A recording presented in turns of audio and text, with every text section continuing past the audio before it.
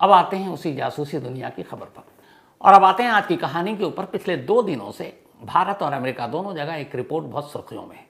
एक तरह से ये कहानी है, कहानी भारतीय खुफिया एजेंसी रॉ की, और कहानी रॉ के एक ऑपरेशन की। वो ऑपरेशन जिसमें खालिस्तानी समर्थक अमेरिका में इस वक्त न्यूयॉर्क में रह रहे गुरपतवंत सिंह पन्नू के कत्ल की साजिश को लेकर। ये रिपोर्ट द वॉशिंगटन न्यूज़पेपर है, उसने छापी है। इस रिपोर्ट में दावा किया गया है कि अखबार और उसके रिपोर्टर ने करीब 3 दर्जन करंट और रिटायर्ड जो सीक्रेट सर्विसेज से जुड़े हुए ऑफिशियल हैं, जैसे भारत, जर्मनी, इसके अलावा यूएस, ऑस्ट्रेलिया, कनाडा, इन देशों में 6 देशों के ऑफिशियल से बात करने के बाद ये एक रिपोर्ट तैयार की है जो पब्लिश हुई द वॉशिंगटन पोस्ट में। और इस रिपोर्ट के पब्लिश होने से पहले ही कहते हैं कि यूएस अथॉरिटी ने भारतीय एजेंसियों को या भारत सरकार को ये बताया था कि एक रिपोर्ट आने वाली है दी वॉशिंगटन पोस्ट में, जिसमें पन्नू के कत्ल की साजिश को लेकर भारतीय एजेंसियों पर उंगली उठने जा रही है। और अब ये रिपोर्ट आ गई, तो इस रिपोर्ट में इस पूरी साजिश की कहानी है। तो पहले वो कहानी और इस रिपोर्ट के बाद क्या हुआ, रिपोर्ट में कितनी सच्चाई है, इसके बाद अब जब रिपोर्ट रॉ की आई है, रॉ की बात चल रही है, तो फिर आपको ये बता दूं कि रॉ की खुफिया दुनिया की झलक कैसी होती है। रॉ की दुनिया कैसे होते हैं इसके जासूस, कैसे ये काम करती है, इसको डिटेल में आपको जानना है तो कुकू एफएम के ऑडियो लर्निंग प्लेटफॉर्म पर जाइए और रॉ की इस खुफिया दुनिया की झलक देखिए, सुनिए और महसूस कीजिए कि लोग काम कैसे करते हैं। कुकू एफएम एक बेहद तेज़ी से बढ़ता हुआ ऑडियो लर्निंग ऐप है और लाखों लोग इसको सुन रहे हैं और इससे कुछ ना कुछ नया सीख रहे हैं, आगे बढ़ रहे हैं। अगर आपने अब तक कुकू एफएम की ऑडियो बुक नहीं सुनी है तो अब आपके लिए कुकू एफएम ने 7 दिन का फ्री ट्रायल शुरू किया है। इन 7 दिनों के दौरान आप पूरे प्लेटफॉर्म पर कोई भी शो सुन सकते हैं, जिसमें 5000 शो शामिल हैं, बल्कि 5000 से ज़्यादा हैं बिल्कुल मुफ्त। ऑफर बहुत तगड़ी है, तो अपने दोस्तों को और फैमिली मेम्बर्स को भी ये ज़रूर बताना। तो इस रिपोर्ट के हिसाब से बात मई 2023 की है। पन्नू को मारने की एक साजिश रची गई और रिपोर्ट में दावा किया गया कि यह साजिश रची भारतीय खुफिया एजेंसी रॉ ने मई 2023 में विक्रम यादव नाम के एक रॉ के ऑफिशियल को यह काम सौंपा। हालांकि विक्रम यादव रॉ में जूनियर अफसर के पोस्ट पर तैनात थे और इससे पहले वो सीआरपीएफ में थे, सेंट्रल रिजर्व पुलिस फोर्स में। फिर उनको डेपुटेशन पे रॉ पे लाया गया और विक्रम यादव को यह काम दिया गया। अब विक्रम यादव ने सबसे पहले निखिल गुप्ता नाम के एक शख्स को हायर किया अमेरिका में और उससे कहा कि तुम्हें पन्नू को ठिकाने लगाना है। अब उसके लिए तुम एक हिटमैन की तलाश करो, यानी शूटर की। अब मई के बाद ये काम होना था जून में, लेकिन इत्तेफाक से 22 जून को प्रधानमंत्री का यूएस दौरा था, नरेंद्र मोदी जी को वहाँ पहुँचना था। तो फिर रॉ ने ऑपरेशन रोक लिया। उसने कहा कि पहले पीएम का दौरा ख़त्म हो जाए, क्योंकि अगर दौरे से पहले ऐसा कुछ हो गया तो फिर अमेरिका में धरना प्रदर्शन शुरू हो जाएगा, क्योंकि पन्नू खालिस्तानी समर्थक एक ऑर्गेनाइजेशन को चलाता भी है और अमेरिका और कनाडा में उसकी ठीक ठाक पहुँच है। तो फिर ये ऑपरेशन रोका गया, लेकिन काम चलता रहा। उधर निखिल गुप्ता ने एक हिटमैन को ढूंढ लिया और गलती यहीं से शुरू हुई। निखिल गुप्ता ने जिस हिटमैन को ढूंढा वो दरअसल कोई और नहीं बल्कि अमेरिकी खुफिया एजेंसी का ही एक बंदा था। तो यहाँ पे चीटिंग हो गई। अब उसके साथ पहले डीलिंग हुई। डील ये हुआ कि आपको पैसे देने हैं और एक टारगेट किलिंग करनी है। तो $15,000 उसको एडवांस भी दे दिया गया, करीब 12-13 लाख रुपए इंडियन करेंसी में पड़ता है। और अब इसके बाद जब हिटमैन मिल गया, सारी चीज़ें हो गई, तो फिर रॉ के अफसर यहाँ से विक्रम यादव, उन्होंने निखिल गुप्ता को न्यूयॉर्क में पन्नू के घर का एड्रेस और उसके पूरे जो रूटीन होता है वो बताया और फिर ये कहा कि जब मैं बता दूंगा कि वो अगर अपने घर में है जिस दिन पन्नू, तो उसी दिन ये अटैक करना और मार देना है। सारी डील हो गई। अब विक्रम यादव जो है, जो रॉ के अफसर, उन्होंने निखिल गुप्ता को हायर कर लिया। शूटर मिल गया, लेकिन वो शूटर एजेंसी का है। तो अब जब ये सारी चीज़ें हो गई तो ये क्लियर हो गया कि टारगेट कौन है। तो यहीं पे शूटर ने फिर अपनी एजेंसियों के अफसरों को बताया और उसके बाद ये भेद खुल गया। अब अभी तक वहाँ की एजेंसियों को ये पता नहीं था कि निखिल गुप्ता के पीछे कौन है, यानी ये जो रॉ के अफसर हैं, ये विक्रम यादव के बारे में तब तक पता नहीं। अब उसने अमेरिका या अमेरिकी खुफिया एजेंसी ने निखिल यादव पर नज़र रखनी शुरू की और फिर इसी दौरान 30 जून को निखिल यादव अमेरिका से निकलकर प्राग पहुंच जाता है। लेकिन CIA उसके पीछे थी। जब वो प्राग एयरपोर्ट के बाहर उतरता है तो CIA के 2 लोग उसको वहीं पे पकड़ते हैं और एक कार में बिठाते हैं और प्राग की सड़कों पर 2 घंटे उसे घुमाते हैं। इस दौरान उसके लैपटॉप, उसका फ़ोन सब कुछ ले लेते हैं, उससे सारी इंट्रोगेशन कर लेते हैं और फिर उसे छोड़ देते हैं। और धीरे से चूँकि चेक गणराज्य में आता है ये, चेक रिपब्लिक देश में प्राग, तो फिर वो प्राग पुलिस और चेक की गवर्नमेंट को बता देते हैं कि ये बंदा है जिसे हमारी ज़रूरत है, क्योंकि इसने अमेरिकी धरती पर एक कत्ल की प्लानिंग की है भारतीय खुफिया एजेंसी के साथ मिलकर। तो वहाँ पे एक अरेस्ट वारंट निकल जाता है और निखिल गुप्ता गिरफ्तार हो जाता है। गिरफ्तार होने के बाद ये सारी चीज़ें जांच चलती रहती हैं, चार्जशीट दाखिल होती है जिसमें इल्ज़ाम लगा जाता है कि निखिल गुप्ता ने ये सब कुछ भारतीय खुफिया एजेंसी के इंस्ट्रक्शन पर किया, लेकिन नाम नहीं था कि वो अफसर कौन है। अब द वॉशिंगटन पोस्ट ने उस अफसर का नाम लिखा और उसने कहा है कि ये काम रॉ के एक जूनियर अफसर उसका है जिसका नाम है विक्रम यादव। अब उधर निखिल गुप्ता पकड़ा गया प्राग में, इधर ये नाम आ गया सामने। तो ऑपरेशन एक तरह से तभी फ्लॉप हो गया था जब पता चला कि जिस हिटमैन को ढूंढा गया था वो तो अमेरिकी खुफिया एजेंसी का निकला। तो अब ये हुआ कि विक्रम यादव, ये ऑपरेशन बीच में ख़त्म और विक्रम यादव को वापस CRPF में भेज दिया गया। अखबार ने दावा किया कि दरअसल ये ऑपरेशन फेल होने की एक वजह यह है, जो एक्सपर्ट्स ने बताया, कि विक्रम यादव चूँकि CRPF से आया था तो वहाँ इतने वेल ट्रेनिंग और ये जासूसी और ये सारी चीज़ों की जो पैरामिलिट्री फोर्स और एक खुफिया एजेंसी में बड़ा डिफरेंस होता है, तो उस तरह की वो ट्रेनिंग उसको ये वो इतना वेल ट्रेंड नहीं था, तो ये ऑपरेशन नाकाम हो गया। तो इसी के बाद उसको वापस CRPF में भेज दिया गया। उधर अब निखिल गुप्ता को CIA अमेरिका वापस लाने के लिए कोशिश कर रही है, अदालत में उसने वहाँ पर दे रखी है अर्जी, अब वो लेकर आएगा।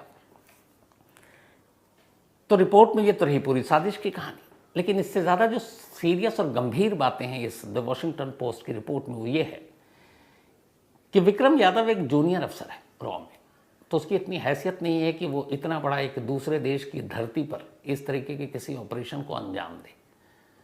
तो रिपोर्ट में कहा गया है कि दरअसल विक्रम यादव ये सब कुछ रॉ के चीफ के आदेश पर कर रहा था, और जो रॉ के चीफ थे उस वक्त सामंत गोयल, बाकायदा उनका नाम लिखा है कि रॉ के चीफ थे और इनके आदेश पर कर रहा था।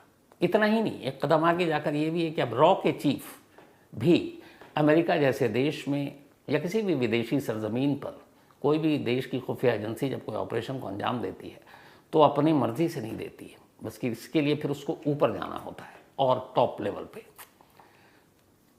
तो पहले विक्रम यादव एक जूनियर अफसर, उसको इस हरी झंडी दी ऑपरेशन की, यानी पन्नू को मारने की, रॉ के चीफ सामंत गोयल ने। और सामंत गोयल, अखबार का कहना है कि हालांकि सबूत नहीं है लेकिन ये है कि सामंत गोयल बिना NSA यानी कि अजीत डोवाल की इजाज़त के ये काम नहीं कर सकते। और उसी रिपोर्ट में एक हमारे जो एक्स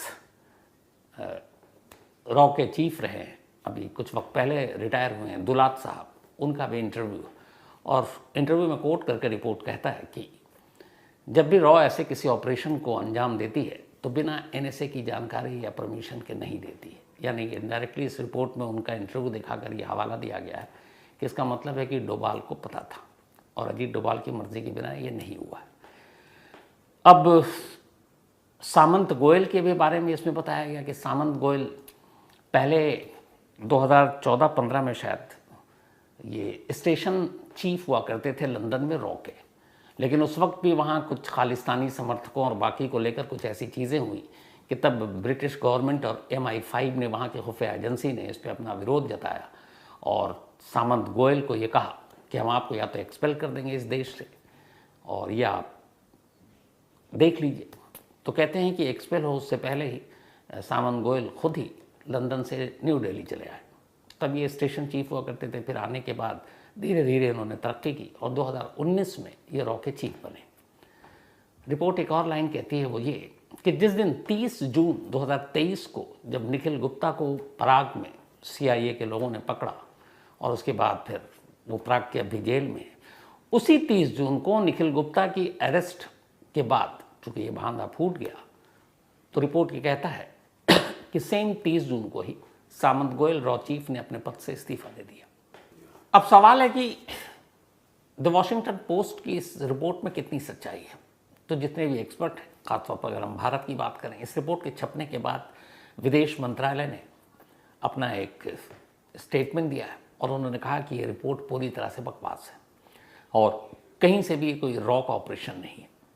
दूसरी तरफ अमेरिका में अमेरिकी गवर्नमेंट, बाइडेन एडमिनिस्ट्रेशन से इस बारे में जर्नलिस्ट ने सवाल पूछा, तो अमेरिका ने कहा कि हमारी बातचीत भारत सरकार से चल रही है और भारत सरकार इस जांच में जो भी आगे की चीज़ें हैं उनको साफ करना चाहिए।